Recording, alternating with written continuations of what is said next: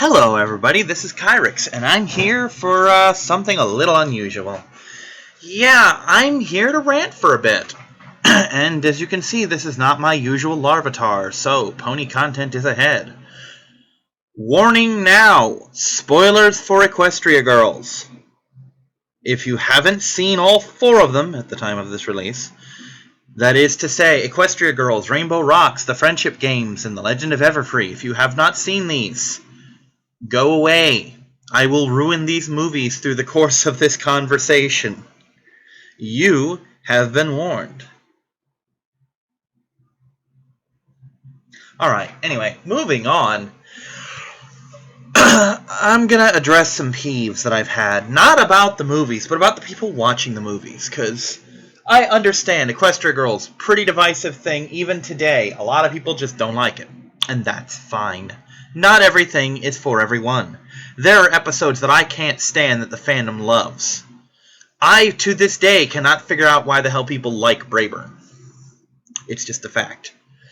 If I ever getting around to releasing it, when you watch the videos that I did with Sammy when she was blind watching, when you get to Over a Barrel, the entire commentary is me bitching about Brayburn and how much I hate him and how much I hate this whole episode, partly for him being in it.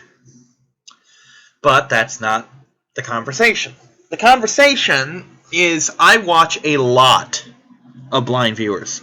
And when I say a lot, I mean I regularly follow anywhere from 20 to 60 of them. Number's probably closer to 30, let's be honest. Certain things, the Season 3 finale, the Season 4 finale, the Season 2 finale, Crusaders of the Lost Mark, and all the Equestria Girls movies, specifically Rainbow Rocks, that's more than any of them, I have watched pretty much every commentator I can find for those. In the case of Rainbow Rocks and Crusaders of the Lost Mark, I must have watched over 100 commentaries on each of those. And when you watch that many people watching something, certain, let's call them motifs, pop up, you know? You, of course, get the people who don't care. And if my voice is muffled at all during times of this, sorry, it's because I just got back from like a 40-minute walk up to the service station to get a lemonade. It's not 40 minutes away, it's about 20 minutes away, but I gotta go both ways. And I'm sweaty and I'm in the process of wiping myself down. So, yeah, that's what you're hearing. Anyway, one of the major motifs that I keep hearing is, oh, I hope we get ponies in this. Oh, I hope we see ponies. Yeah, I want to see ponies. Okay, if you're one of those people, if you are a blind viewer and you put Equestria Girls on, and you're not on the first movie where you don't know what you're getting at, because some people watching the first Equestria Girls know, oh, there's humans in this. Sammy knows. We haven't gotten there, but she worked at a Walgreens where she had to stock the toys. She's seen them.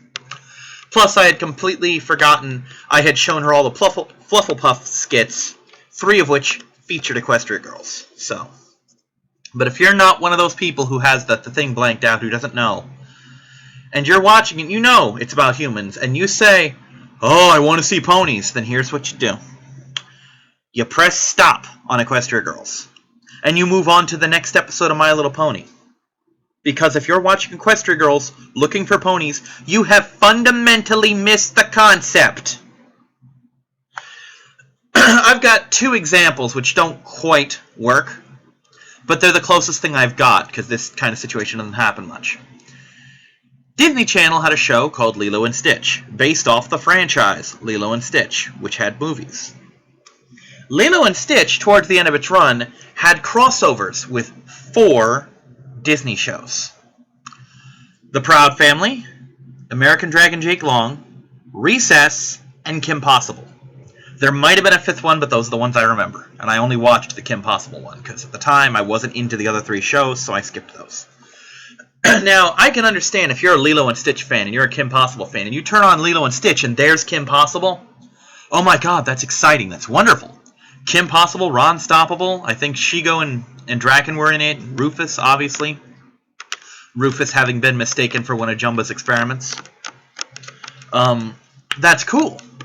But you do not turn on the next 6 weeks of Lilo and Stitch going, oh, I hope Kim Possible's in this. No. If you want to watch Kim Possible, put her show on. She has one. It lasted like 4 or 5 seasons. Watch that. If you're watching Lilo and Stitch and Kim Possible's on it, enjoy the moment and then go back to watching Kim Possible. Oh, not Kim Possible. Lilo. You know, go back to watching Lilo. If you're watching Equestria Girls and you get horses, enjoy the moment and then go back to watching Equestria Girls. I'm so sick of people saying that. If you are... granted, I understand the stress of, oh, we want an actual pony movie. Yeah, there's one coming, 2017. It's a little weird that it took fucking 7 years to get it. But hey, better late than never. You know? Star Trek fans had to wait until their shows were over to get movies. So, count yourself lucky. Now, biggest peeve of all is I keep seeing these comments. They fall into 2 categories. I'll get into those in a minute. I want Sunset Shimmer to go back to Equestria. No. I'm sorry, you are wrong. For multiple reasons. And this will contain Season 6 and 5 spoilers as well. A bit late, but if you haven't seen those, go watch, pause my video and go on YouTube and fucking marathon and then come back later. I won't be offended. You know? But, the 2 camps are, I would love Sunset Shimmer to have an episode or 2 or 3 where she just pops in every now and then. Kinda like how you'll see background characters like, oh, we ran into Cherry Jubilee again. That's cool, you know? Or, oh wow, Gilda's back. Hey, Trixie's back for the 3rd time. That kind of thing. Sure, I'm okay with that. There's nothing wrong with every other season Sunset coming back to visit with Celestia or Twilight. Except that there is, and I'll get into that in a minute. But again, I can see an episode or so where she's just in Equestria for whatever reason. Like maybe Twilight just needs one more powerful unicorn for some kind of spell or something. Or they need someone who's completely off the radar. Like, let's say Kyrix comes back again and he's been studying what's going on in Equestria. And he takes out the 5 alicorns and Starlight Glimmer and the main 6. And basically Twilight sends Spike in to say, hey, Sunset Shimmer, we're fucked. Kyrix back.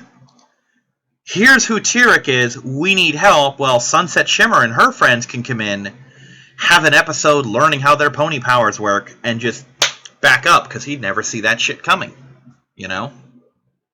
That's an example of a good reason to have Sunset come back. But having the people say she needs to come back as a main cast member permanent, no. I'm sorry. Fuck you, no. You are wrong. That would be the worst thing. Because A, there's no fucking reason for it. Sunset Shimmer and Starlight Glimmer are pretty much the same pony in terms of what they are. Their personalities vary, but I promise you, Starlight Glimmer was created like Equestria Girls. People who weren't in the fandom pretty much from the start, and I count myself that because I came in at Season 2, but I've been there the whole time, don't remember the shitstorm of Equestria Girls. Basically, the creators saw all the art that was being made, like, oh, look, people are drawing the ponies as humans. They must really want to see the ponies as humans. Let's make a movie where the ponies are humans. And the fandom's like, why the fuck are you making pony humans? We thought you wanted pony humans. No! Fuck you! We just want to draw them. We don't want pony humans. That's icky. But that's really not that much of an exaggeration. So, people are like, oh, we want Starlight, or we want Sunset back, we want Sunset back. Okay, let's make this pony Starlight Glimmer to take Sunset's place in the actual show. But the main reason, and I actually had this discussion with someone in a YouTube comment. It was Dr. Wolf's review of Legends of Everfree, because he had mentioned in it, oh, I wouldn't mind seeing Sunset go to Equestria.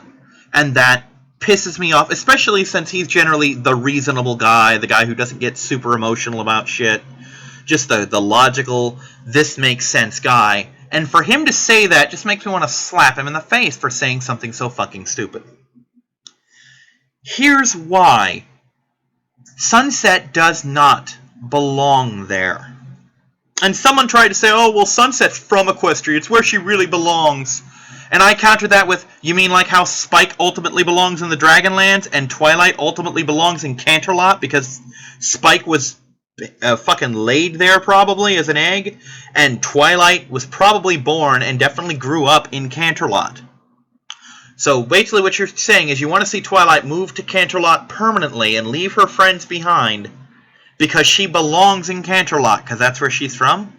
Because that's what you're saying about Sunset, except it's worse for Sunset, because A, Twilight's still in Equestria. Her friends can come see her on a train in an afternoon. They've done it before. Hell, it's close enough that Twilight can fucking fly there, at a time when her wings barely worked. Season 4 premiere. Everything's going on, Twilight's running to catch the train, and Spike's like, hey, you know you can fly there. So she's like, oh yeah! Keep in mind, we saw her taking flying lessons and botching them. But she had enough wing power to get her ass from Canterlot to Ponyville without falling out of the sky until she got there. But that's only because she couldn't land properly. She smushed into the wall. So it's not the same thing. Plus, Twilight had friends in Canterlot. What's her name? Twinkleshine, Lemon Hearts, Moondancer, Lyra, who goes there constantly to visit. Those are her friends. Celestia and Luna are definitely her friends. So she's still not friendless in Canterlot. Everyone Sunset knows is in the human world. Remember, she was Celestia's original Twilight. Celestia tried to get her to make friends, and she didn't want anything to do with them. She didn't have friendships. She said at the end of Equestria Girls, I don't know how friendship works.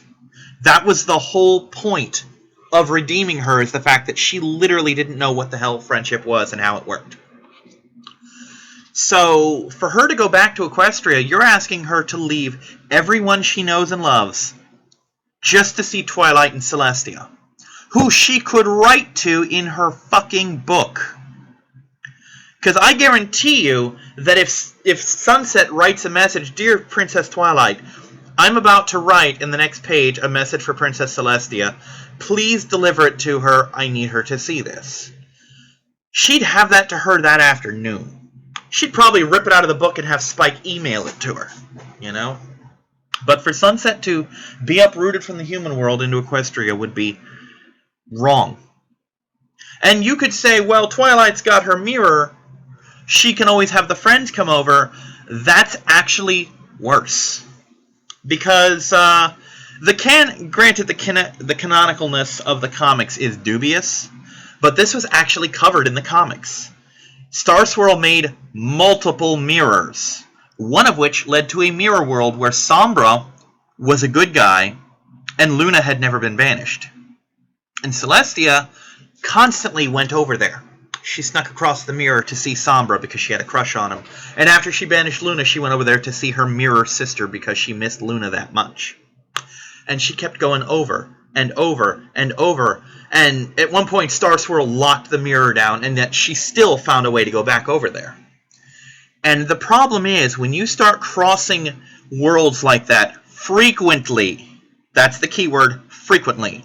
Like, maybe once a year or so wouldn't hurt, but when you're doing this like weekly or monthly, it's bad.